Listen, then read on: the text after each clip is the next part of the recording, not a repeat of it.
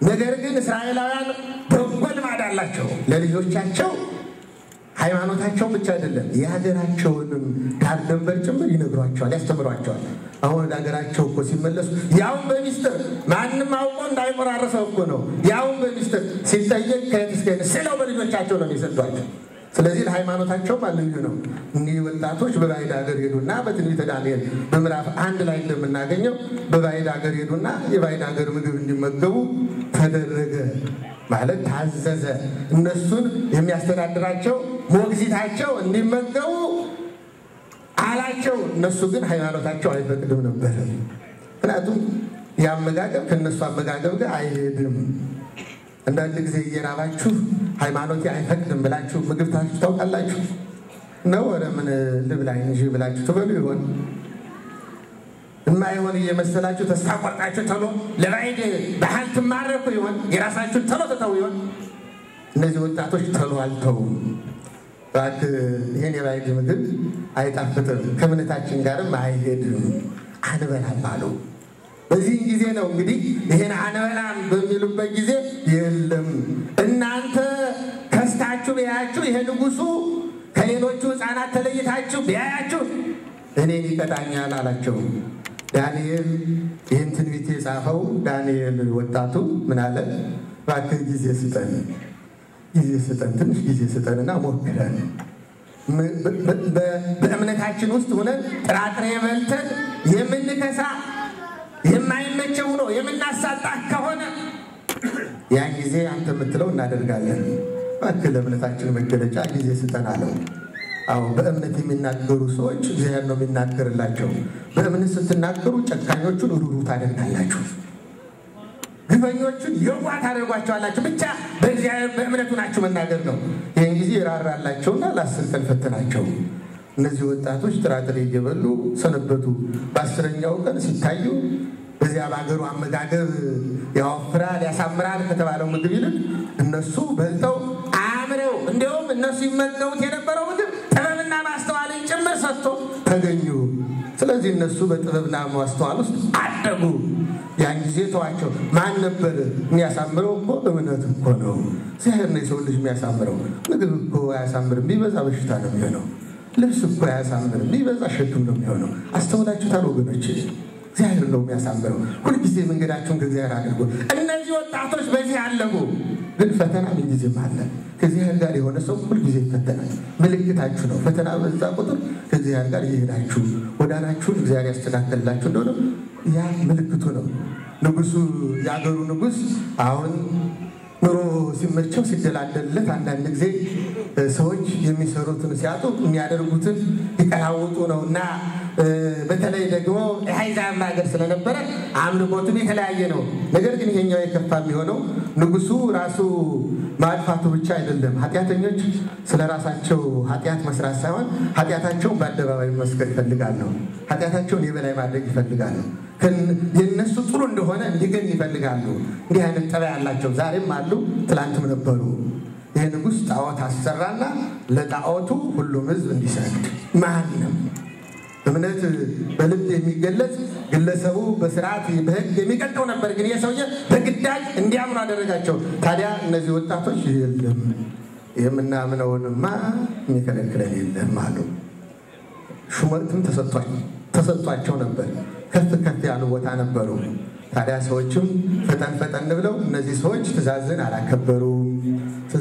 አላከበሩ ጥሰዋል አለ አንተ ላቆምከው ጣዖት አልሰገዱም አላቸው እና ንጉሱም ትእዛዙ ተጣሰና ፈጠን ብሎ አስጠራና ለምን አለ በቁጣ መንፈስ ነው ለምን አለ ኃይል በተቀላቀለበት ቋንቋ ለምንድን ነው እኔ ላቆምኩት ለጣዖቱ ያልሰገዳችሁት አላቸው የለም ለሱማ አንሰግድም የምናመልከው እግዚአብሔር አምላካችን አለ የምናመልከው አምላክ ልዩ ነው አለ እንዲህ ከሆነ ቅጣት በየዘመኑ የተለያየ ቅጣት አይነት አለ ሰዎችን ይሰቃይበት ምንም ይልበት አሁን የሰው ልጅ የተሻሻለ የቅጣት አይነቱም እየቀለለ ሄዷል አይደለም በዚያ ዘመን ለንጉስ ያልታዘዙ በሳት ተቃጥለው እንዲሞቱ ይደረግ ነበር የንጉሱን ትእዛዝ መመሪያ ያላከበሩ ስለዚህ እንዲህ ካልሆነ የመጨረሻው ቅጣት በሳት ተቃጥሎ መሞት ነውና ትሞታላችሁ ትቃጠላላችሁ አላቸው እነሱም ንጉሱን ገብተው የለም እኛ አምላካችን ከሚነደው ከሚያቃጥለው እሳት ያድነናል አሉ።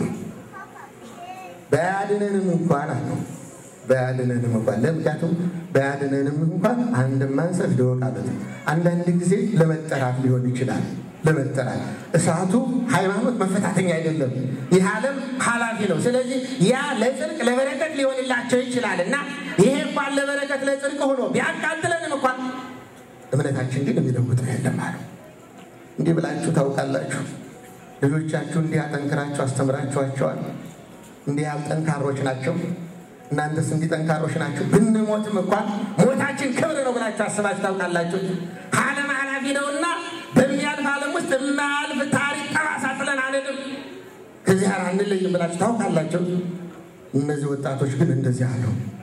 ታዲያ የንጉሱም ቁጣ የበረታ ስለነበረ እሳቱም ከመጠኑ ተጨምሮ በምዕራፍ 3 ላይ ትንቢተ ዳንኤል ከስገው ሁሉ ነው ማለት ታገኙታላችሁ። እና እሳቱም ከመጠኑ ተጨምሮ ተቃጠለ። ጠንከር ያሉ ሰዎችም ተሎ በገመድ አስረው ወደ እሳቱ የሚጥሉ ተዘጋጁ። እነዚህ ወጣቶች በዚህ ውስጥ ሁሉ ፍርሃት አልነበረባቸው። ያውት ነበር ያንቸር እግዚአብሔር እሱም ስትሆኑ እኮ ያንቸር እግዚአብሔር ይታያቸዋል፣ በረከቱ ይታያቸዋል። ለዚህ ነው አባቶቻችን እንዲህ አይነቱ ዓላዊ መከራ ሲነሳ ሰማዕትነት አያመልጥህ እያሉ ይሮጡና አንገታቸውን ለሰይፍ ይሰጡ ነበር። ሃይማኖት ኦርቶዶክሳዊ በእንዲህ አይነት ጸንታ አይኖረችው። በንግግር አይደለም ማለት አንዳንዶቻችን ኦርቶዶክስን በንግግር የምናቆያት አይደለም፣ በመሆን ነው። ክርስትና በመሆን ነው የሚገለጠው እንጂ በንግግር አይገለጥም። ንግግርማ ተሰምቶ የሚጠፋ ነው። ስለዚህ ወደዚያ ወደ እሳቱ አስረው ወረወሯቸው። ወርዋሪዎቹ ከእሳቱ ወላፈን የተነሳ ይለናል መጽሐፍ ቅዱስ ላይ ነው የሚለው። ከእሳቱ ወላፈን የተነሳ ወርዋሪዎቹን ገደላቸው ይላል። የእሳቱ ወላፈን እነዚህ ወጣቶች ወደ እሳቱ ተጣሉ። ንጉስም ስራው ተከናውኗልና ቀረብ ብሎ ማየት የሚችል እንኳን አልነበረም። ከእሳቱ ወላፈን የተነሳ የቀረቡትም በሙሉ አልቀዋል። እነዚህ ሕፃናት በእሳት እንዳለቁ ነበር የተቆጠረው። ግን ክፉ መስራት እረፍት ይነሳል። ንጉሱ እንቅልፉ አልተመቸውም። ሌሊቱን ሁሉ ሰላም አላገኘም። ታወከ፣ ተረበሸ፣ እስከሚነጋም ቸኮለ። እነዚያ እግዚአብሔር ሰዎች ነበርና የጣለው አረፋታችሁ ደግ ስትሆኑ እኮ ጠላቶቻችሁ ሰላም ያጣሉ፣ ይረበሻሉ። ስለዚህ ደግነታችሁ እንደዚህ ያለ የሚያደርጉ ክፉ ሰዎች ነው እኮ ሰላም መንሳት ማለት ነው። ብቻ እናንተ እግዚአብሔር ሆኖ እግዚአብሔር ስንወልጅ ነው። ታዲያ ንጉሱ በጠዋት ተነስቶ እስከሚነጋ ቸኩሎ ወደ እነዚያ ወጣቶች ሲሄድ እንዲሁም በቅድመ መላእክት ከዘምለከ በመላእክት ፊት አመሰግንሃለሁ ገና ነው መልአክ ቅዱስ ገብርኤል ሶስቱ ወጣቶች ወደ እሳት ተጥለው አራተኛ ሆነው እግዚአብሔርን ያመሰግናሉ። ልበ አምላክ ዳዊት እኮ ይህን ሲናገር ይሄን ነበር። በመላእክት ፊት ዘምርልሃለሁ ያለው ለዚህ ነው። ቅዱስ ገብርኤል በመካከላቸው የጣልናቸው ሶስት ነበሩ፣ አራት ሆነው ታዩ። የጣልናቸው ሶስት ነበሩ፣ አራተኛ ታየ።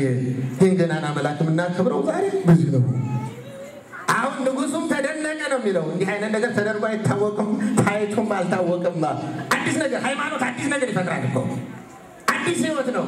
ስለዚህ ንጉሱ የኔ ጣዖት ከንቱ ነው አለ። በሉ ከዚህ በኋላ እንደውም አቆላምጦ ጠርቶ ከዚያ ከጉድጓዱ አወጣቸው። የሚያቃጥለው እሳት ለነሱ ህይወት ጽዳት ነው የነበረው፣ ለነሱ ምግብ ነው የነበረው። ሰው ከዚህ ጋር ሲሆን እኮ እንዲህ ነው የሚሆነው። እዚህ ያለው ፍቅር በማስተዋል ካየን ምንድን ነው ወገኖች? ከዚህ በኋላ ንጉሱ ምን አለ? በአገሬ ሁሉ ማንም ሰው በእነዚህ በሶስቱ ወጣቶች አምላክ እንዲያምን አዝዣለሁ አሉ። እንዲያውም በስደት ነው የዚያን ሀገር ሃይማኖት የነሱን ሃይማኖት የዚህ ሀገር ሃይማኖት አደረጉት። እግዚአብሔርን በስደት ሀገር አስመሰገኑት። እያደረጋችሁት ነው። አዎ እያደረጋችሁት ነው። ልጆቻችሁ ግን ይተኳችሁ ይሆን አሏችሁ? እናንተ እግዚአብሔርን ያስመሰገናችሁ መታችሁም ከቤተክርስቲያን አልጠፋችሁም ብሎ ካላችሁ አላችሁ ቀጣይ አዎ ሊኖራችሁ ይገባል። እንዲህ አይነት ትውልድ ያስፈልጋል ማለት ነው። ጠንካራ የሆነ ጊዜያዊ የሆነ አይደለም፣ ስሜታዊ የሆነ አይደለም። ጠንካራ ሹመትም ገንዘብም የማይበግረው ሃይማኖተኛ እግዚአብሔር የሚፈልገው ያለው እግዚአብሔር ልብን ነው የሚያየው ሰው መልክን እግዚአብሔር ግን ልብ ያለ በቅድመ መላእክት በመላእክት ፊት እዘምርልሃለሁ። እንደየመጠናችን በመላእክት ፊት እየዘመርን ነው። አዎ የሚችለው ይቀድሳል፣ ገንዘብ ያለው ገንዘብ ይሰጣል። ዝማሬ በብዙ መልኩ ነው ነው ሰብዎ መክኖቱ ነው እንዴው አልዘመርኩም እንዴት ያመሰገንኩላችሁ እንዳትጨነቁ ከወርሳችሁ አውጣችሁ ለቤተክርስቲያኑ ስሰብ እየዘመራችሁ ነው በችሎታ ነው እግዚአብሔር ከሰጠ ነው የምትዘምረው እኮ በችሎታችሁ አው የቻለ ወደ ቤተክርስቲያን መጥቶ መሳለው መዝሙር ነው በቅዱስ ገብርኤል መማፀን መዝሙር ነው የቻልከውን ነው የሚጠይቀው ስለዚህ በመላእክት ትንዘምራለህ እዚህ የመጣው ሁሉ አሁን በመላእክቱ በቅዱስ ገብርኤል ፊት መላእክቱ ቅዱስ ገብርኤል አማላጅ አድርጎ ዘምሯል የሚችለው ይሰጣል ይህን በችሎታው ይዘምራል ይላል ያጨበጭባል እንደ ችሎታ ነው እንደ መጠን እና ጽድቅ በመጠን ነው በእኛው ባለን ነው እግዚአብሔር ታዲያ ያለንን ለእግዚአብሔር የምንሰጥ እንስጥ ዕውቀት ያለን ዕውቀታችንን እናካፍል ያለንን ዲኖ ይሄ ነው እንግዲህ ቅዱስ ገብርኤል ምስክር ሆኖ ከፊታችሁ ነው እናንተ እግዚአብሔር ያመሰግናችሁ ነው በአማን የተነገረው ትንቢት እየተፈጸመ ነው ስለዚህ ትንቢት